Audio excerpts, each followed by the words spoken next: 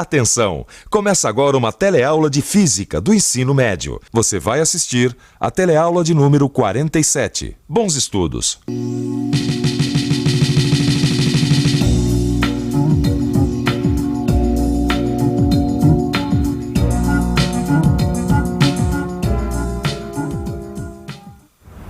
Maristela, eu tava aqui partindo essa maçã e comecei a imaginar até onde ela pode ser dividida. Quer dizer, se existe um limite, né, para dividir as coisas.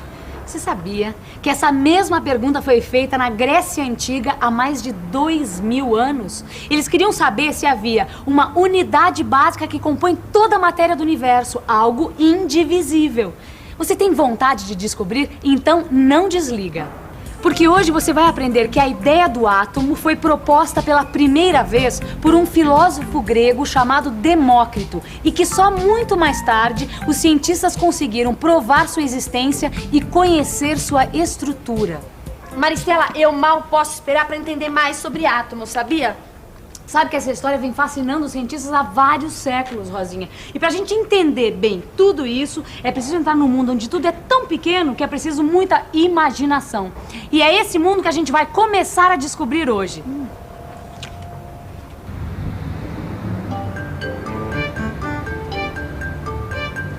Maristela, quer dizer então que essa história toda de átomo começou na Grécia Antiga? Foi, Rosinha.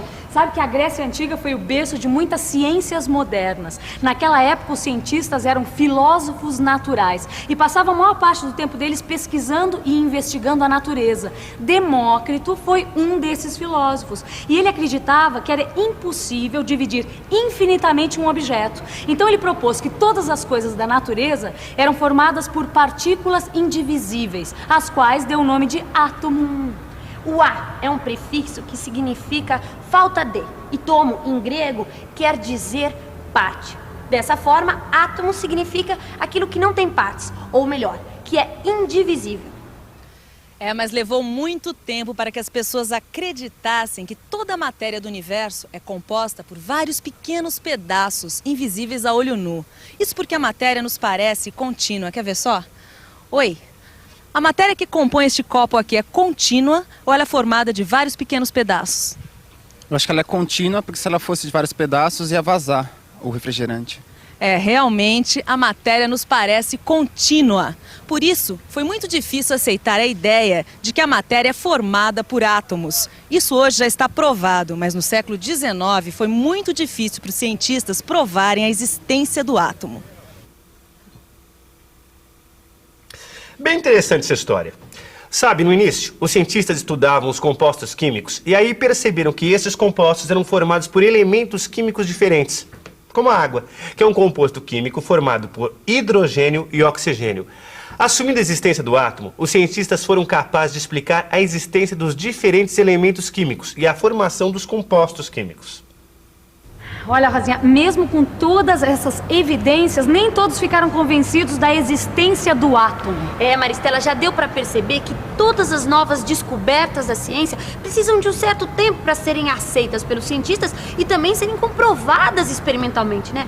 Agora, me fala uma coisa, as experiências que comprovaram a existência do átomo só foram realizadas mesmo no final do século passado, né? Exatamente, no final do século XIX, um cientista inglês chamado Joseph Thomson estudava a passagem de corrente elétrica por um gás. Então, o gás era colocado dentro de um tubo, como este aqui, Rosinha. Dentro do tubo existiam duas placas de metal, um anodo positivo e um catodo negativo. Entre as duas placas era aplicada uma diferença de potencial, isto é, uma voltagem. Quando a voltagem é baixa, nada acontece. Mas ao aumentar a voltagem, Thomson notou o aparecimento de uma fluorescência verde no vidro. No vidro em frente ao catodo. Por isso que eles chamam de raios catódicos. Agora me diz uma coisa, tudo isso acontecia independentemente do gás que havia no interior do tubo? Sim, Rosinha. Normalmente um gás é um isolante. Mas quando aplicamos uma alta voltagem, o gás torna-se condutor, permitindo assim a passagem de corrente elétrica. E Thomson concluiu que os raios catódicos são formados por partículas que surgem no gás devido à passagem de corrente elétrica. E concluiu também que essas partículas tinham carga negativa, pois eram repelidas pelo catodo. Essas partículas foram chamadas de elétrons. E já que eles apareciam independentemente do gás contido no tubo, Thomson concluiu que os elétrons estão presentes em todos os gases. Ah, em todos os átomos, né, Maristela? Porque os gases são formados por átomos. E o mais interessante, Rosinha, é que os raios catódicos estão presentes no interior dos aparelhos de televisão. Lá existe um tubo chamado tubo de raios catódicos, como este aqui, ó. Os elétrons, isto é, os raios catódicos, são produzidos por um filamento aquecido. E ao atingir a tela, provocam reações que dão origem às imagens. Com essa experiência ficou claro que os átomos são formados por partículas menores e que, portanto, podem ser divididos. Ah, então Thomson propôs o primeiro modelo atômico?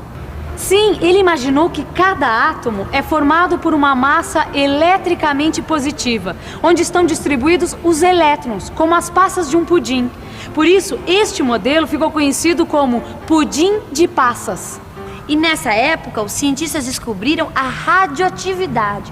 Isto é, descobriram que alguns elementos químicos emitem partículas de alta energia. Um desses elementos químicos, o rádio, foi utilizado por um outro cientista inglês, Rutherford, para investigar a matéria. E esse elemento rádio emite pequenas partículas de carga positiva, chamadas partículas alfa. Você lembra como é que era a experiência? Lembro sim. Veja aqui. Olha, Rosinha, ele colocou uma porção do elemento rádio em frente a uma placa muito fina de ouro. As alfas emitidas atingiam a placa de ouro. Rutherford esperava que todas elas atravessassem a placa de ouro, porque tem muita energia. Entretanto, ele observou que uma pequena parte dela, cerca de 1 em cada 10.000, era refletida pela placa e voltava.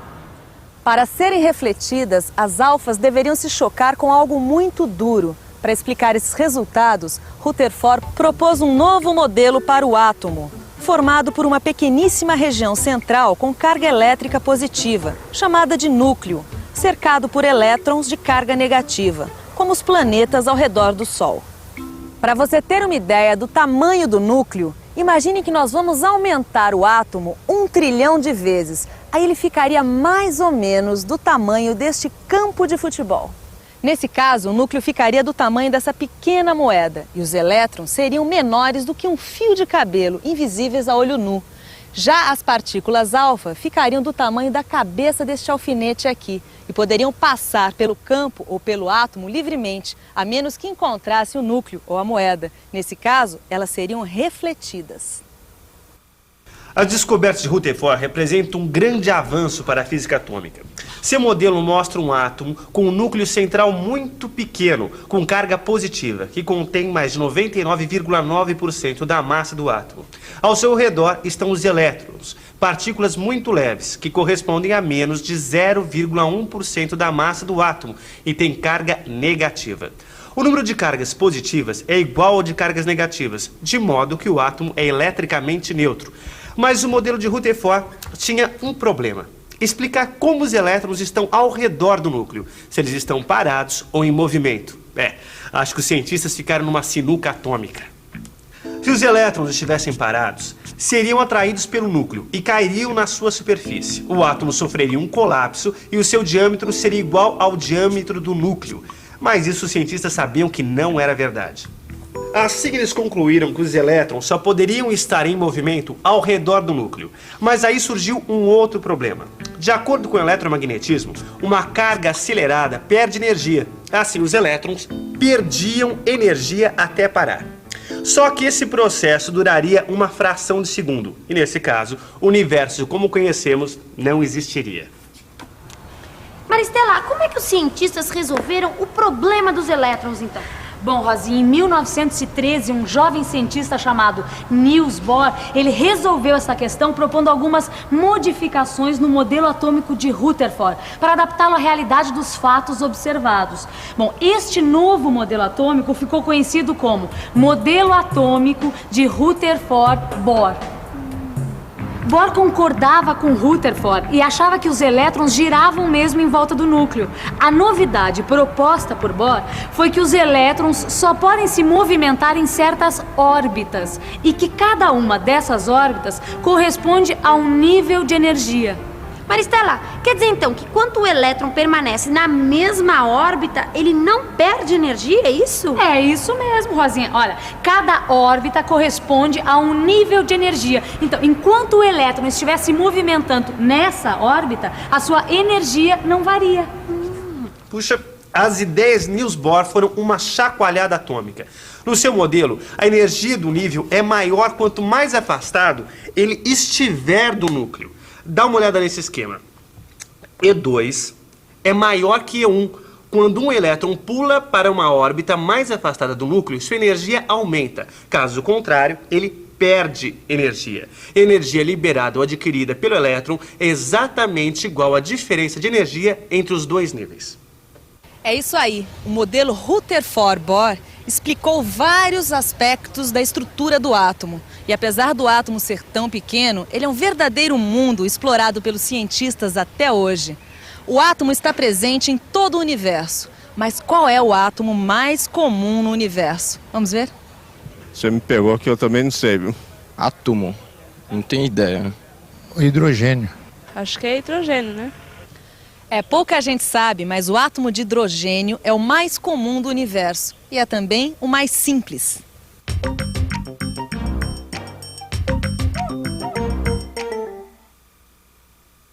Ele tem apenas um elétron girando em redor do núcleo, que é o núcleo mais simples que existe, e por isso recebeu um nome especial, próton. Ufa, quanta informação numa coisa tão pequena quanto um átomo. Que tal juntar todos os átomos que você aprendeu nesta teleaula? Vamos revisar. E atenção, se liga aí que é a hora da revisão. Na teleaula de hoje, você aprendeu que os primeiros a desconfiar da existência dos átomos foram os gregos.